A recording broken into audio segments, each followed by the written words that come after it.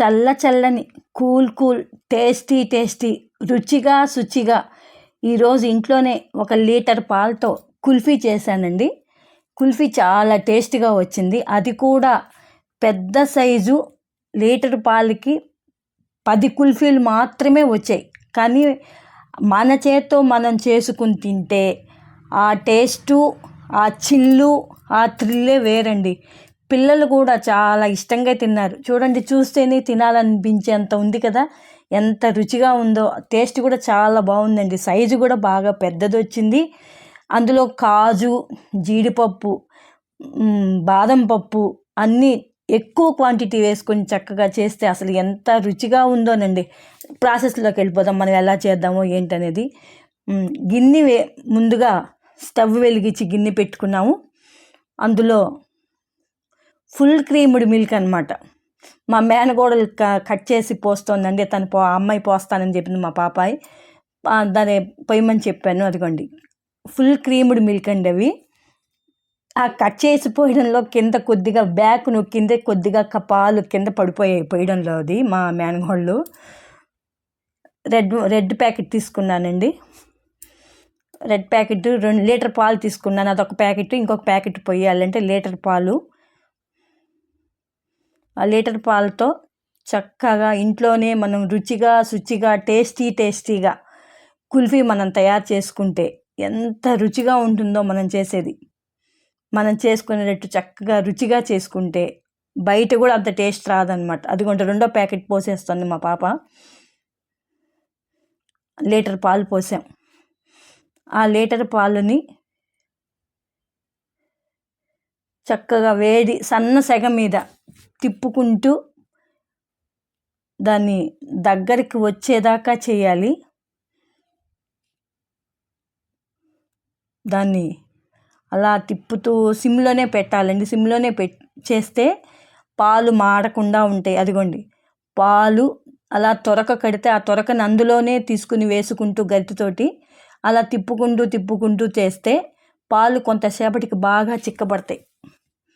అసలే full creamed కదండి. అందుకని ఇంకా ఏంటంటే మనం చుక్క నీళ్లు పోయకుండా మనం చేసుకుంటే చాలా టేస్ట్గా వస్తుంది.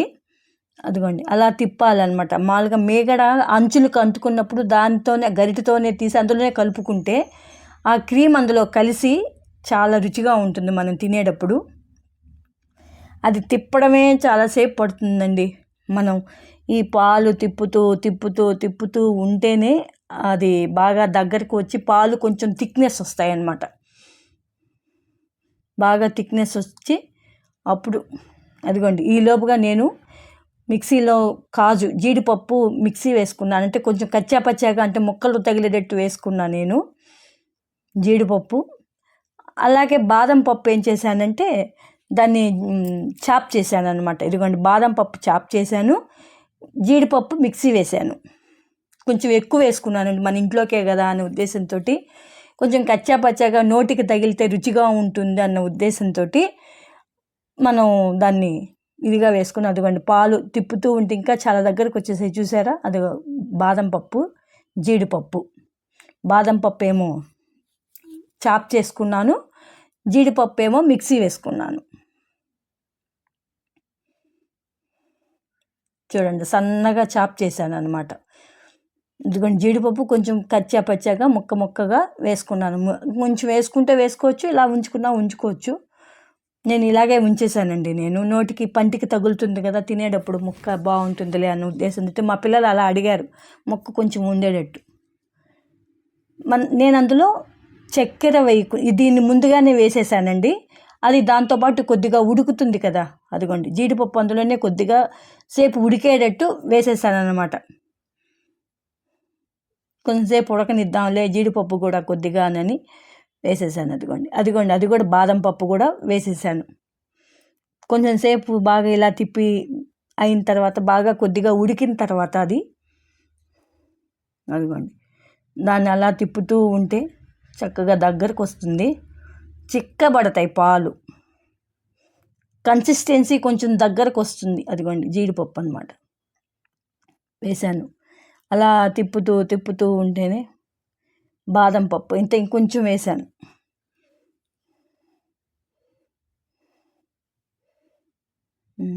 అదిగోండి అలా దగ్గరికి తిప్పుకుంటే, అంటే అడుగంటకుండా మనం తిప్పుకుంటే బాగుంటాయి. చిక్కటి పాలు కదా, అడుగంటితే కొంచెం వాసన వస్తాయి. ఇది కస్టర్డ్ పౌడర్ అండి. బట్ కస్టర్డ్ పౌడర్ ఏమైందంటే, పౌడర్ మొత్తం ఇంట్లో ఉండింది కానీ అది ఎక్స్పైరీ డేట్ అయిపోయింది. ఒక 3 days దాటిపోయింది. దాన్ని వేయడం ఎందుకు లేని ఆల్టర్నేటివ్ నేను కార్న్ ఫ్లేక్స్ పిండి ఉంటుంది కదా, ఆ కార్న్ ఫ్లేక్స్ పిండి వాటర్లో మిక్స్ చేశాను అనమాట. అంటే కొంచెం థిక్నెస్ రావడానికి కార్న్ ఫ్లేక్స్ పిండి కలిపాను నేను. అది వేడి పెట్టేసింది, మళ్ళీ పట్టకార కూడా పట్టుకోవడం వేడిగా ఉండేసరికి పట్టుకోలేకపోయాను నేను. దాని మీద పెట్టేసింది మా మేనగోళ్ళు చూడకుండా. అదిగోండి కార్న్ ఫ్లేక్స్ పిండి ఒక 2 స్పూన్లో 3 స్పూన్లో మనకు కావాల్సినంత చికెన్ది కొద్దిగా వాటర్లో మిక్స్ చేసుకుని దానిలో పోసేస్తే అది ఇంకా కొంచెం, ఇది పోసిన తర్వాత ఇంకొక 10 నిమిషాలు ఉడకాలండి. ఉడికితే అది బాగా దగ్గరకు అవుతాయి పాలు, కన్సిస్టెన్సీ ఇంకా బాగా దగ్గరకు వస్తుంది అన్నమాట. అదిగోండి చూడండి, ఇందాకటి మీద ఇప్పుడు ఇంకా కన్సిస్టెన్సీ ఇంకా బాగా దగ్గరకు వచ్చింది కదా. అలా తిప్పుతూ ఉంటే అంటే మనం ఫస్ట్ బాదం పప్పు వేసేసాం, జీడిపప్పు వేసేసాం, పాలు ఇదే.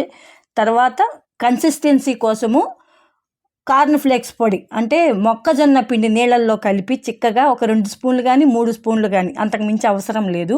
ఒక 2-3 స్పూన్లు బాగా చక్కగా నీట్గా కలుపుకొని దగ్గరికి పొడి, అదే ఉండలు లేకుండా కలుపుకొని మనం దీంట్లో కలుపుకొని దాన్ని తిప్పుతూ మళ్ళీ కొద్దిసేపు అయిన తర్వాత ఇలా తిప్పుతూ ఉంటే చాలా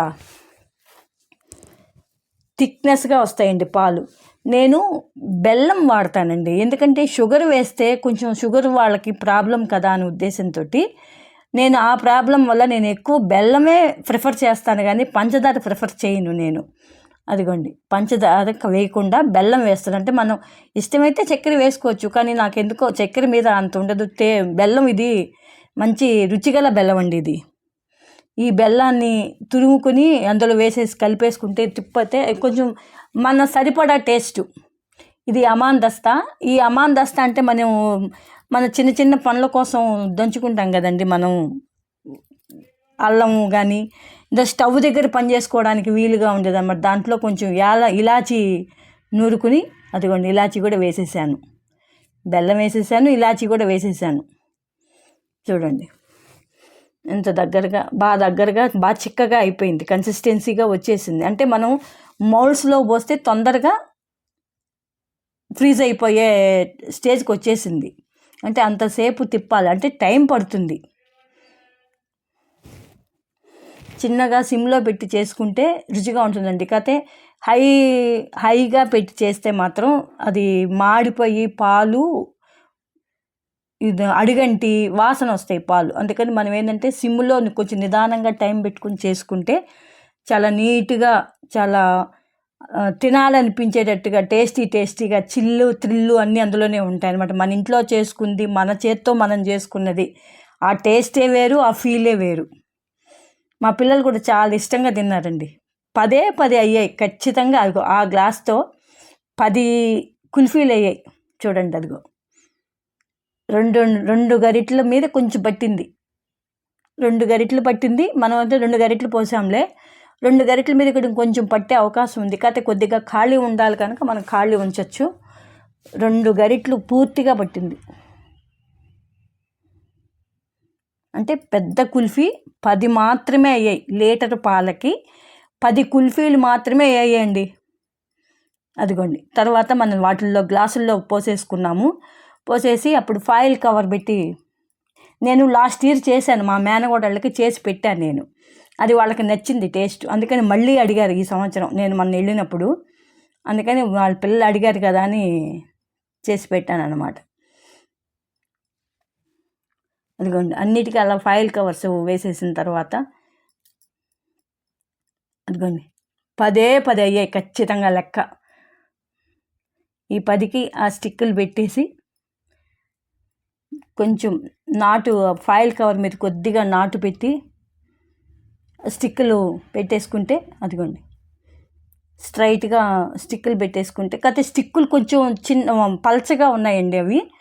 అందుకని 2 స్టిక్కులు పెట్టాల్సి వచ్చింది. నేను డబుల్ స్టిక్కులు పెట్టాను. నేను ఇంట్లో ఉన్నవి కొద్దిగా పల్చగా ఉన్నట్టున్నాయి స్టిక్స్, అందువల్ల ఏంటంటే అదిగోండి కొద్దిగా నా కత్తితో నాటుపెట్టి 2 స్టిక్కులు పెట్టాను నేను. అదిగోండి 2 స్టిక్స్ పెట్టాను. 2 స్టిక్స్ పెట్టాను అనమాట. కానీ టేస్ట్ మాత్రం అదిరిపోయిందండి. తినాలి అనిపించింది. పిల్లలు కూడా బాగా ఇష్టపడ్డారు, మా మేనగోడళ్ళు కూడా. చాలా ఎంత రుచిగా ఉండిందంటే అంత రుచిగా ఉండింది.